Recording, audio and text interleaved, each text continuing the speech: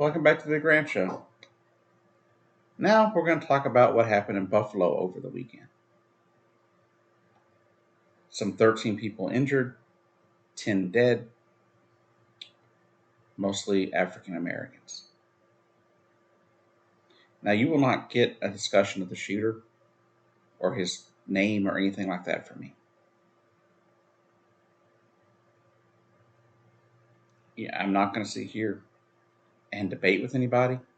I'm not going to sit here and discuss his name. But let's make it very clear. This was a white individual, a white supremacist at that, who drove for 2 hours from his home to Buffalo, New York, to kill black people. That's it. There's no more to the story on his end. The carnage he recorded, it's everywhere apparently. I'm, for one, not looking to see that at all. But I'll say this. This right here shows you how bad white supremacy is in this country. That this white nationalism has got to stop, that it cannot be maintained. 10 innocent people gunned down for no reason. Just because somebody hated the skin color.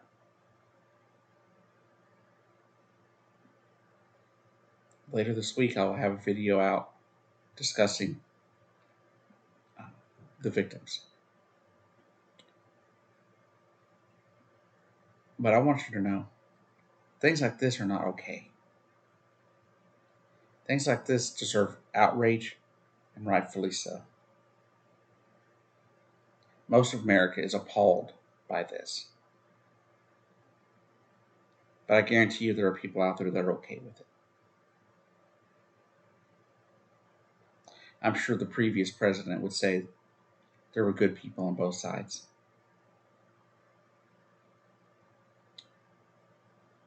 But what this guy did, it shows you two different problems in this country, doesn't it?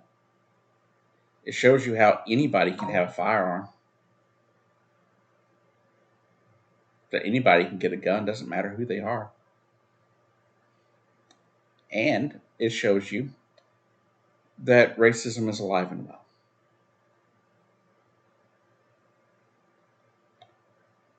To the families of the victims, I am so sorry for your losses. I'm at a point where I can't even anymore.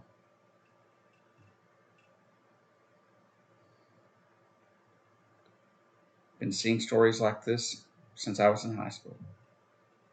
What was it, Pearl, Mississippi in 96?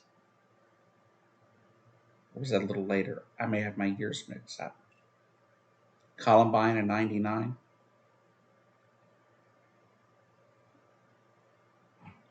The Walmart shooting in El Paso back a few years ago. And we do nothing. We do nothing about gun laws. We do nothing about white supremacy. The reason I mentioned the shooting in El Paso is because it's connected. Why is it connected? White supremacy is why it's connected. They're both connected by that. Because the shooter in El Paso went there to kill Mexicans. The person at this Tops grocery store in Buffalo, they went there to kill black people, right?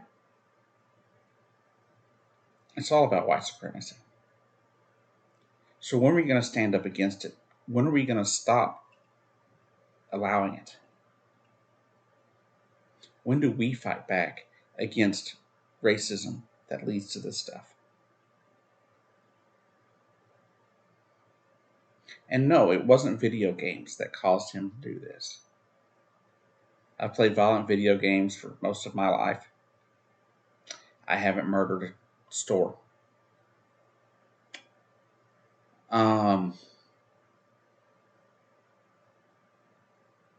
But what did lead up to this, what radicalized this guy, were people like Tucker Carlson and Sean Hannity. People pushing the, white replacement theory idea.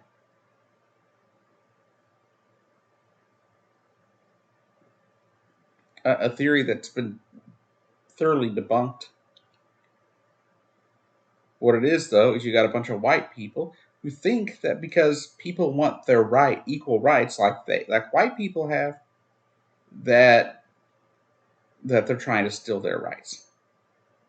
People, it's not pie. One person getting the same amount of rights as you doesn't take away from your rights. Okay?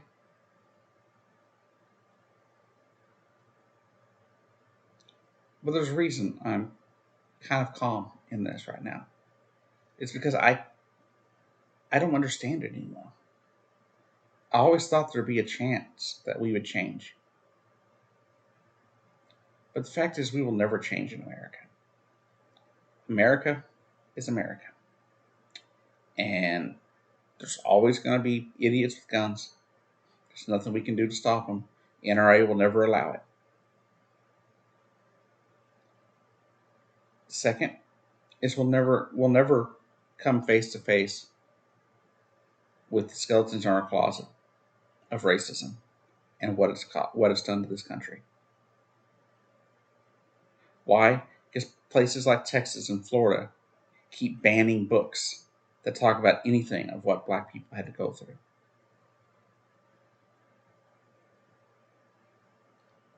The black community has been through a lot in this country since our founding. No, it was not,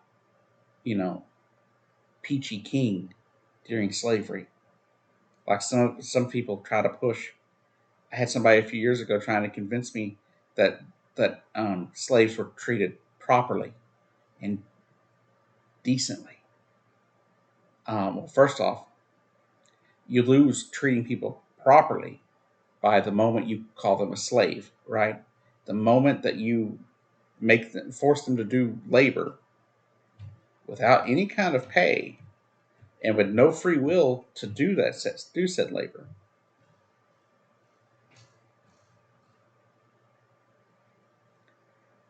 you're no longer treating them right or decently.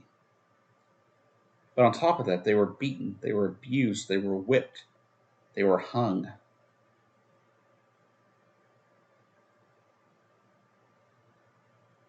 Then there was Jim Crow and the abuses they took then. The redlining that took place that kept them from being able to generate generational wealth or family homes because they were banned in certain areas from being able to own a home simply because of the color of their skin. They've been denied jobs, education opportunities. Why do you think we have historically black colleges? They weren't just built because they wanted to be separate. They were built because African Americans were not allowed to go to other colleges, say Yale and things like that were popping up at the time. Or that had been around, but they wouldn't allow black people in.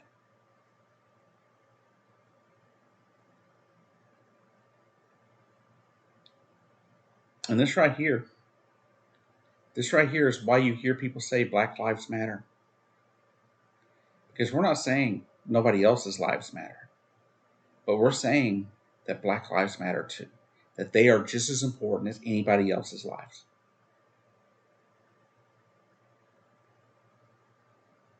And to know that somebody drove for hours with that hate in their heart for no justified reason,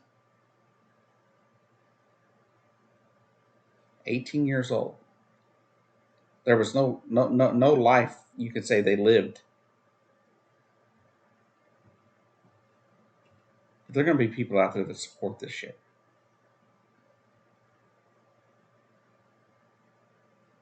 And I find that disgusting. If you think this is okay, once again, please get away from my channel. Because what happened in Buffalo, New York this weekend was tragic. It was a massive tragedy. Many people are hurt by this now. The losses of life, their family members gone, loved ones that you don't get to see again for no reason. I read one story of a guy who had gone to get stuff for his Mother's Day, for his mother, because he had to work on Mother's Day. So this weekend was supposed to be their weekend to hang out.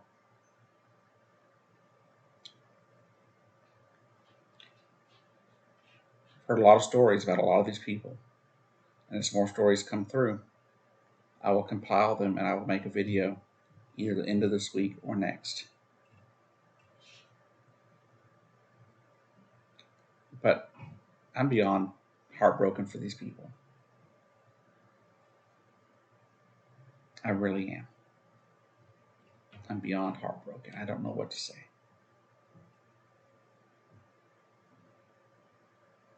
All I can say is, I'm sorry. I'm sorry that America still hasn't come to terms with its hate. It's very disappointing. I really find it hard to say the phrase that I'm proud to be an American, because I'm not anymore. I used to be. I used to be one of the most patriotic people you ever met.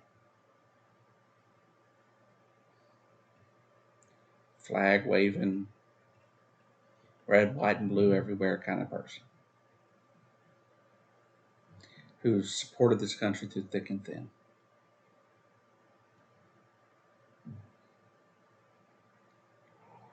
But it saddens me that I can no longer feel that way about this country. That I can no longer feel as if this country cares. Because to me, as it is right now, it appears that only one group of people matter. Cis, hetero, white people. And in general, cis, hetero, white males. Because immediately, it wasn't his fault, right? But an unarmed black man gets shot by cops, it's automatically his fault, right? That's what they say in the news media all the time. Well, he fought back. Well, when you're being illegally detained, you should get to fight back. But this guy was known to be a threat. In high school, he submitted a paper discussing murder-suicides and how great that would be.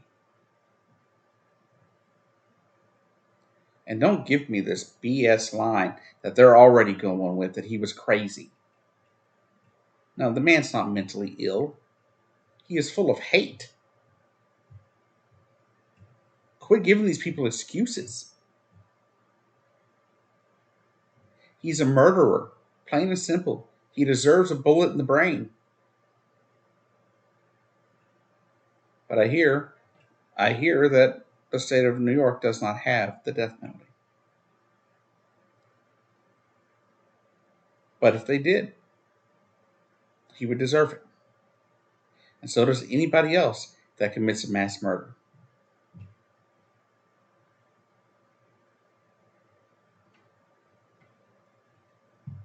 From what I saw, the age ranges range somewhere between 20 to 86 years old.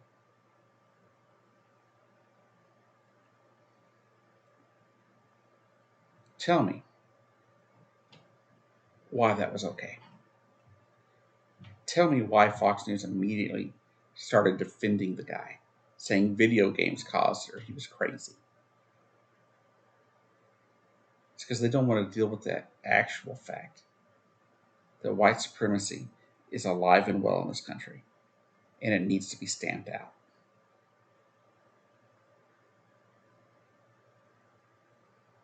Anyways, I'll see you down the road.